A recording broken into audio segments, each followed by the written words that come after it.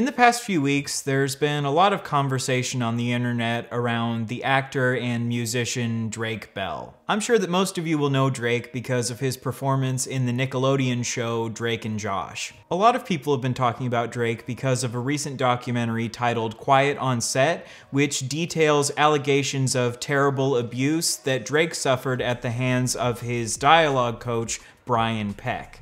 Brian allegedly sexually assaulted Drake multiple times during his career as a child actor. I recommend you go watch the documentary. I think it's pretty well done, and it does a good job of helping you to sympathize with the experiences that these child actors go through. And while I was watching the documentary, I definitely found myself feeling very sympathetic for Drake because of the terrible abuse that he suffered. But since this documentary came out, I've seen a lot of people on the internet kind of suddenly shift from viewing Drake as a terrible person because of allegations that came out against him a couple years ago to now treating him as if he has done nothing wrong and acting like all of the allegations against him were lies. I think for whatever reason, a lot of people on the internet have trouble viewing public figures in shades of gray. It seems like people need public figures to either be a hero or a villain, and there's no room for any possible nuances in the middle. Because it is totally possible for someone to be a victim at one point in their life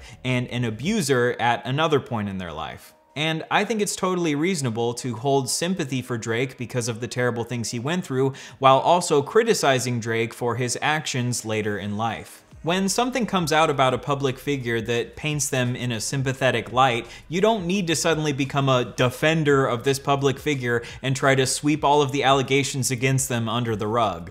And if something comes out about a public figure that paints them in a negative light, you also don't need to then suddenly pretend like they've done nothing good in their life and invalidate the negative things that they've gone through. Over the years of watching drama content on the internet, I have seen people constantly sensationalize stories to make them as viral as possible. I've seen drama creators make wild assumptions and speculations about public figures and then pretend like these speculations are fact, and I've seen drama creators push narratives about certain public figures and then refuse to back down from these narratives even when it comes out that the facts don't align with their narrative. For example, with the Drake Bell situation, I either see people pushing the narrative that he's another victim of cancel culture and that all of these allegations against him are totally false and that his career has been dragged through the mud for no good reason, or I see people pushing the narrative that Drake Bell is stuck in a state of arrested development and that he hasn't aged mentally, and that because he was abused as a child, he now abuses children because of the cycle of abuse where people who are abused as children grow up to become abusers.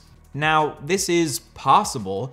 Arrested development is a genuine psychological phenomenon, and people who are abused as children are statistically more likely to become abusers when they grow up, but these are just speculations, and I think it's really important to separate speculations from fact. If Drake is an abuser, it's possible that he abuses children because he was abused as a child, or it's possible that he abuses children because he's just a predatory person who is predisposed towards being abusive. I know that the reason these creators sensationalize these stories and treat speculation as fact is because this is the best way to keep their audiences engaged and make as much money as possible, but I promise you that you can make just as much money while covering topics responsibly. And I'm not trying to get up on some sort of high horse or anything, I'm also criticizing myself here. I've definitely fallen into the trap of sensationalizing stories in the past, and I really want to be careful about that moving forward. So back a couple years ago when the allegations against Drake first came out, I was a bit confused about what happened in the court case and what the allegations against Drake even were. And now a couple years later, I'm still seeing all sorts of conflicting messages about what the allegations against Drake were and whether or not he's actually guilty, so that's why I decided to make this video. I wanted to look into the situation for myself, then clearly lay out all of the allegations against Drake and allow you to come to your own conclusions. So, let's get into it. In 2021, Drake Bell pled guilty to attempted child endangerment and disseminating harmful material to minors. Having said that, how do you plead to count one? Attempted endangering children, felony of the 4th degree. Guilty. How do you plead to count two? Disseminating matter harmful to juveniles, 1st degree misdemeanor. Guilty. According to the alleged victim, she met Drake when she was 12 years old, and they had interacted multiple times over a couple years, leading up to when she was 15, when Drake DM'd her on Instagram and had a sexual conversation with her. According to the alleged victim, the two of them exchanged nude photos with each other, and then they later met up in person where Drake sexually assaulted her. Drake denied the allegations of sending nudes, and he denied the allegations of sexual assault, but he did admit to having a sexual conversation with her over DMs when she was 15.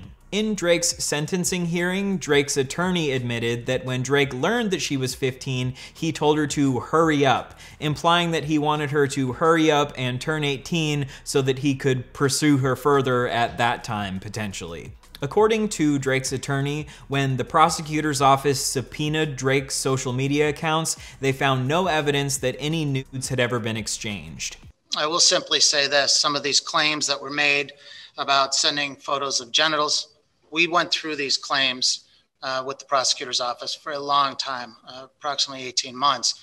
No such image was presented. And according to Drake's attorney, there were eyewitness testimonies who claimed that the victim had never been left alone with Drake, so therefore the alleged sexual assaults could not have occurred. Now, just to be clear, these are just the claims of Drake's attorney, who is clearly trying to do all that he can to defend Drake. We never got to hear from prosecutors because the case never ended up going to trial. According to Drake, he believes that he could have fought against these charges, but he decided to take a plea deal and plead guilty because he didn't want to go through the long and expensive and arduous process of going through a trial when instead he could just plead guilty and get 2 years of probation. And let me also be clear that Drake never pled guilty to sexual assault. He only pled guilty to attempted child endangerment and disseminating harmful material to juveniles. According to Ohio law, disseminating harmful material to juveniles is when you directly sell, deliver, furnish, disseminate, provide, exhibit, rent, or present to a juvenile any material or performance that is obscene or harmful to juveniles. So this doesn't mean that he's pleading guilty to sending nudes, it just means that he's pleading guilty to sending material that is obscene or harmful, and according to the court, they believed that the sexual conversation he had with this 15-year-old was considered obscene or harmful. Now, here's where things get a little bit confusing. In a later interview, Drake claims that the victim had created a Finsta, or fake Instagram account, and that the only reason he engaged with the victim sexually is because he wasn't aware of who she was. I had had found myself in some hot water when I was, being stupid and responded to somebody who had created a Finsta, like a fake Instagram, and were sending me messages, and I had responded, and it got to a certain point, and then I had realized, oh my gosh, like I think this is, not entirely what it seems or what they've presented it as, and I stopped communicating with them because I found out, oh, okay, I think this person's not who they're, this isn't the case. But during Drake's sentencing, Drake's attorney admits to the judge that Drake had known the victim for years, and he never accuses the victim of lying about her identity over Instagram. The subject matter of those chats were there was a lot to it. So there was discussion because they had known each other for years, and there were claims that became sexual in nature. When asked, however, at what point, or at your age, excuse me, at that point he said, can you hurry up, which shows a complete intent not to engage with a minor. It seems a bit strange to me that Drake's attorney would accuse the girl of lying about Drake sending nudes and accuse her of lying about the sexual assault, but never bring up the accusation that she lied about her identity. Maybe he just forgot to bring it up, but I feel like this would be a pretty important detail to mention because, in my opinion, there's a pretty big difference between Drake DMing someone who was lying about their identity, but then immediately cutting off contact once he learned that she was 15, and DMing someone who you're her aware of who she is and having conversations about how you've known each other since she was 12, and then telling her to hurry up when she mentions that she's 15. Because again, Drake's attorney does not claim that she lied about her identity. He claims that they had discussions because they had known each other for years.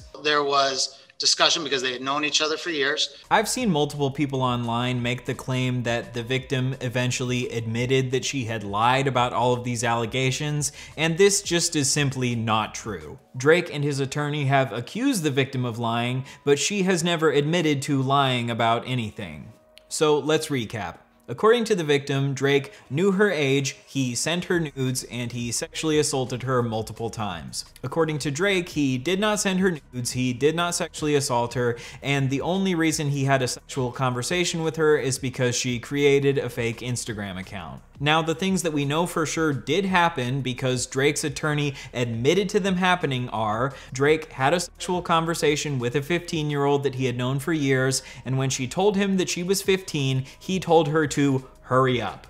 Now, what's my opinion? Well, there's no excuse for a 30-year-old to be having sexual conversations with a 15-year-old and telling them to hurry up when you learn that they're a child. If you're gonna have a sexual conversation with someone as a 30-year-old, you need to know their age before you engage with them. And telling a child to hurry up once you learn that they're a child is just an incredibly creepy thing to say, because it implies that there's at least some level of attraction that you feel towards this child, otherwise you wouldn't be encouraging them to hurry up and turn 18.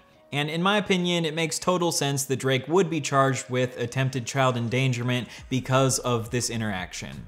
The next major allegation against Drake came from his ex-girlfriend Melissa Lingafelt, who allegedly dated Drake from August of 2006 to February of 2009. This relationship began when she was 16 years old and Drake was 20 years old, and she dated him from the ages of 16 to 19. She claims that during their relationship, Drake physically and emotionally abused her. When I started dating Drake, I was 16. I was homeschooled. I moved in with him. I was singing. It wasn't until about a year when the verbal abuse started. And when I say verbal abuse, imagine the worst type of verbal abuse you could ever imagine, and that was what I got.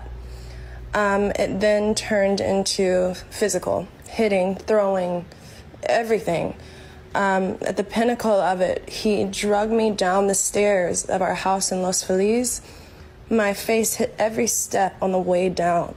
I have photos of this. She claims that Drake hit her repeatedly and that he once dragged her down the stairs and that he one time held her down in a bathtub and attempted to burn her with scalding hot water. Drake denied these allegations of abuse and claimed that the worst thing he ever did towards her was call her some terrible names. As far as I've seen though, he did not deny the age gap between them or the years that they dated each other. A 4-year age gap between a 16-year-old and a 20-year-old would have been illegal under California law if the two of them had sexual interactions with each other. Certain states have Romeo and Juliet laws which make it legal for people within a 4-year age gap to have sexual interactions with each other, but California is not one of those states. Drake's pattern of being interested in women that are a lot younger than him continued when he started dating his ex-wife Janet Von Schmeling when he was 27 and she was 19. And in the past couple of days, I've seen some speculation that Drake might possibly be involved with another 19-year-old while he is now 37. This girl has posted videos of her arm in arm with Drake, and she's made multiple posts about how much she loves him. This girl has claimed that the two of them are just friends, so the idea that the two of them might be romantically involved is just pure speculation. But I will say that one thing I found a little bit suspicious is that this girl apparently met Drake before the pandemic when she would have been around 14 years old. And then a couple of years later, she wrote a book about a 17-year-old writer who falls in love with a rock star that she's a massive fan of. And the art on this book looks eerily similar to Drake Bell, so some people have speculated that maybe this book is somewhat autobiographical and it's about her experience of falling in love with Drake. Hey, I'm recording this a day later, so today the girl who wrote wrote this book, put out a TikTok trying to disprove the idea that her and Drake had ever been in a relationship and trying to disprove the idea that she wrote this book about Drake. And in my opinion, this video is filled with all sorts of lies and inaccuracies. Something that really creeps me out is the fact that she has one of the books that I've never published, which is called Ella and Red, or Red and Ella, something like that. I wrote that when I was about 13 or 14 years old, and I wrote that for my first ex-boyfriend. This is him. I would call him Red, Rojo, because everybody called him that way, and the book is about him. In case you want to read it, I will post it. It's so cute, it's adorable. He was my first love, my first boyfriend, and I think that it's so cute how she wanted to involve the name Jared on it, but it sadly wasn't about Drake. I'm sorry. I found an interview from 2021 where this girl talks about the book, and a lot of the statements that she made in this interview directly contradict statements that she made on her TikTok today. So in this TikTok, she claims that she wrote the book when she was 13 or 14 years old. I wrote that when I was about 13 or 14 years old. But in this interview, she says that she wrote the book when she was 16. For me, a 16-year-old?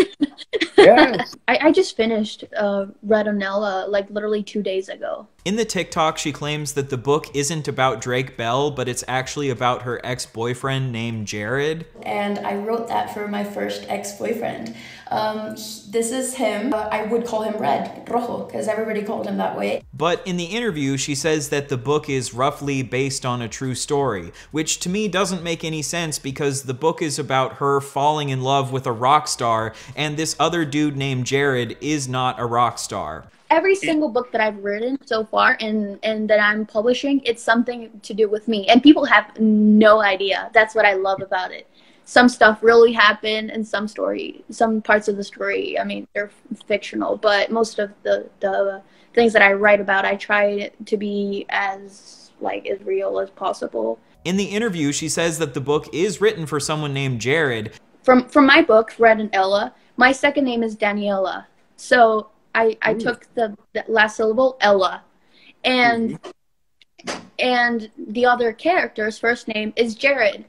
And Red is the second syllable of his name. But guess what Drake Bell's real first name is? Jared.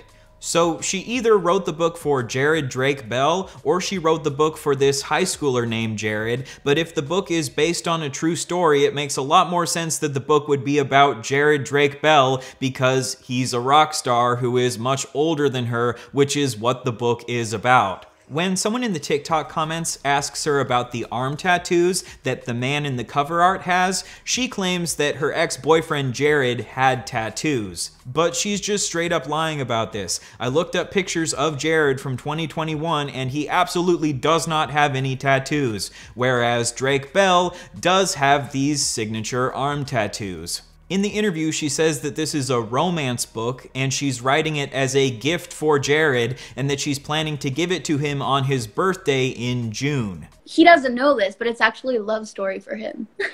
Like, he knows that I've written something for him, but it's a love story. The story has a lot of meaning for me and hopefully does to him too whenever he reads it.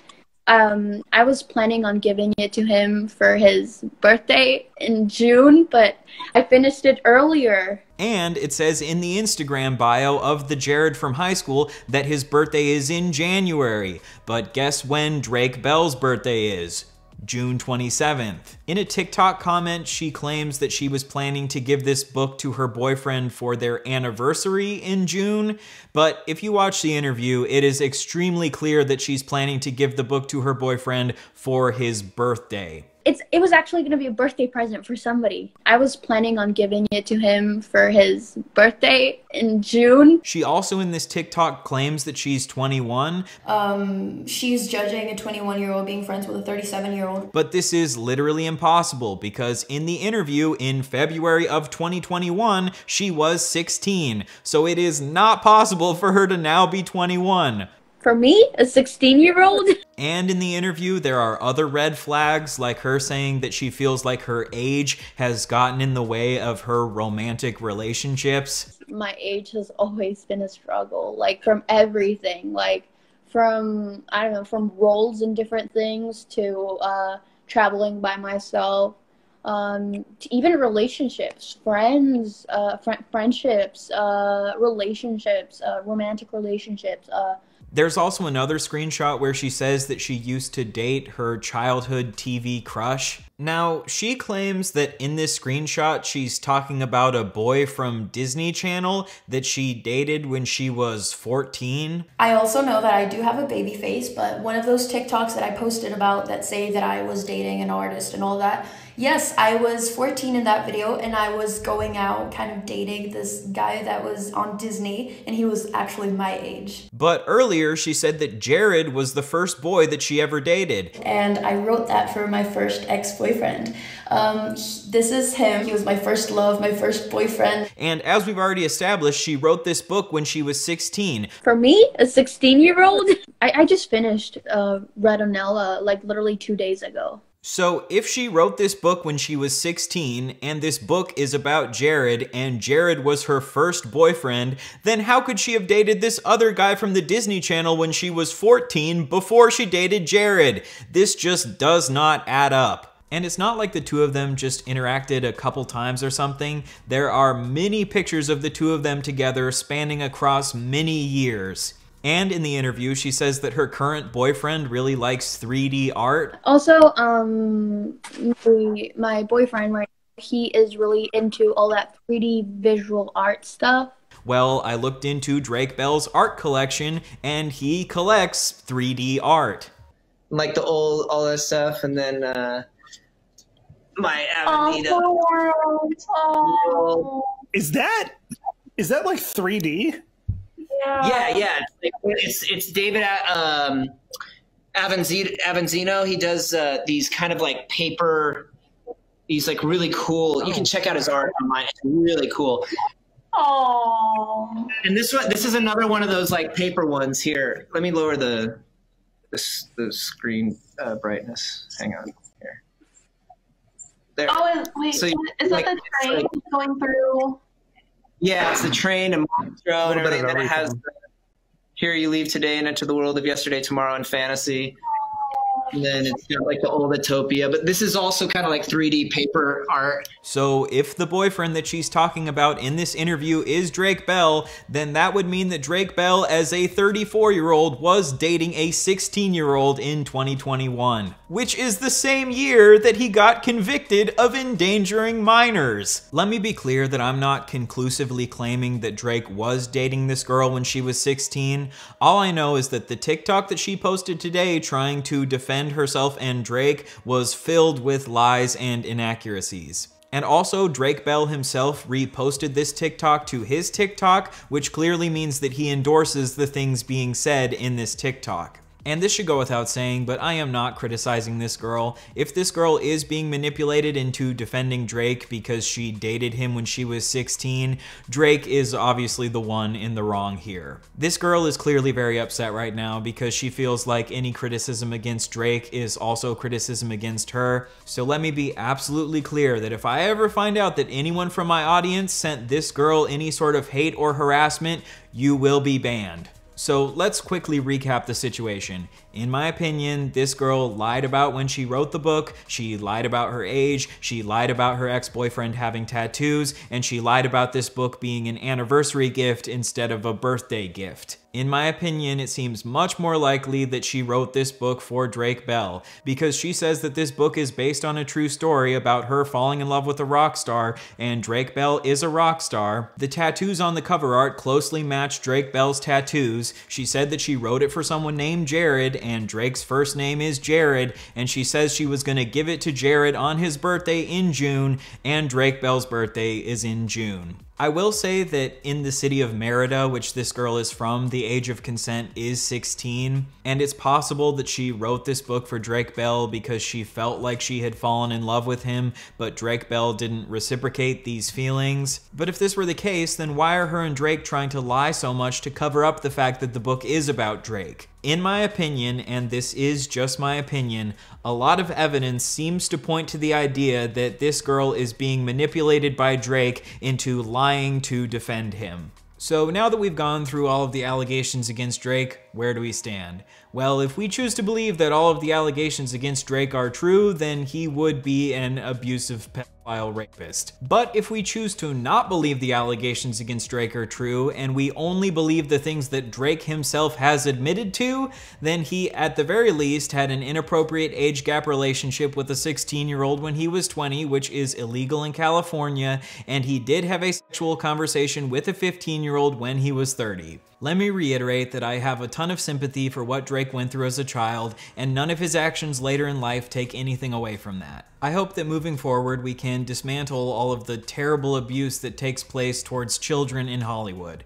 And I hope that moving forward that men in their 20s and 30s will know that children are off limits. You should not be dating a 16-year-old when you're 20, and you should not be having sexual conversations with 15-year-olds when you're 30. And I seriously hope that Drake was not dating a 16-year-old when he was 34, because if that's the case, in my opinion, that shows that Drake has not learned from his past mistakes whatsoever.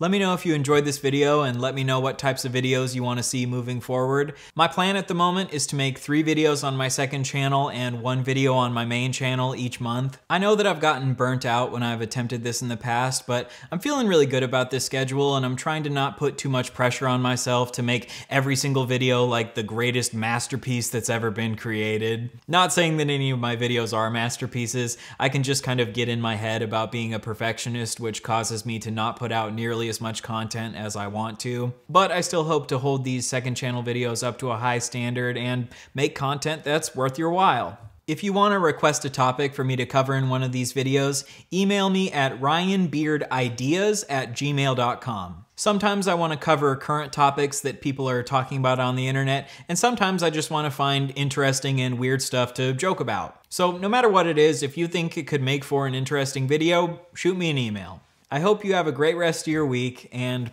I'll see you soon.